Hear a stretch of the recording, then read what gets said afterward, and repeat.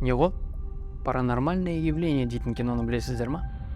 Түнде адамдар өздерін видеоға түсіріп, бөлмесінде болып жатқан бір түрлі қорқынышты сәттерді қарайды. Шын мәнінде қорқынышты кино негізі. Содан кейін көптеген адамдар өздерін солай түсіріп көргісі келген. Алайда оларды қорқыныш аулап істеп көруге күштер жетпеген екен. Ал духтары бар адамдар ондай видеоны мынадай IP камера арқылы түсіре алады. Я достар, бүгін бізде Acme компаниясының IP камерасына қазақша шолу. Кеттік.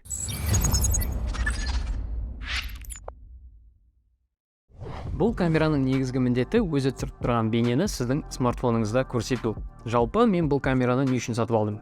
Жауап қарапайым. Үйде мен жоқта не болып жатқанын білу үшін десеңде жоқ.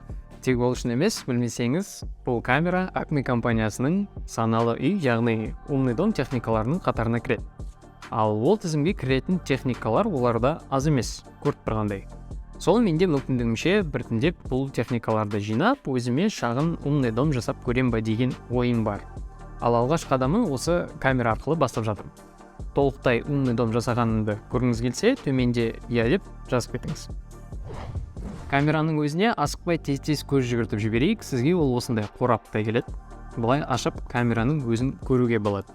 Шетінде камераның барлық артықшылықтары жазылған. Мен де қазақша аудармасын сізге көрсетейін. Олардың ішінде негізгі көзге түсетіні ол түнде жарықсыз көру мүмкіндігі, бөлмедегі іс-қимылды анықтау, дыбыс динамиктері, микрофон және осының бәрін смартфон қосымшасымен басқарылады. Кайф. Бір қосымша ішінде осындай құрылғылардың бәрін жалғап басқаруға болады. Негізі айта кететін нәрсе, бұл камера үйінде кішкентай баласы немесе жасы үлкен кісілері бар адамдарға керек болатын сияқты. Мысалы, бір бөлмеде балаңыз ұйықтап жатса, сіз басқа бөлмеге камераға сеніп шығып кете аласыз. Ол жыбырласа, камера сіздің смартфоныңызға хабарлама жібереді. Немесе мысалы үйде ата-әжеңізбен байланысқа шықсаңыз болады. Егерде телефон алмай жатса дегендей. Бұнымен тіпті үйге ұры түссе де біліп аласыз ғой қысқасы.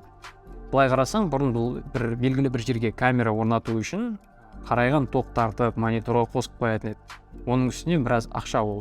Ал қазір ол істің емі осы. Тек жақсы интернет болса болды. Камера бейнесіне келсек, видео HD сапада жазылады. Ой, төмен ғой дейтіндер болса, бұндай камерамен бұл баға дәл нәрсе. Мен айта алмайсың. Ал егер дәл шықатайым десеңдер, мына модельге көз салсаңыз болады. Ол жерде толықтай Full HD бейнесі бар. Барлық тестілеуден өткізіп, бірнеше күн пайдаланып, айтатын қорытындым, бұл камера өз бағасына, сапасына әрине лайық. Тек камераны смартфонға қосу жағынан сәл түсінбей қалған жерлерім болды.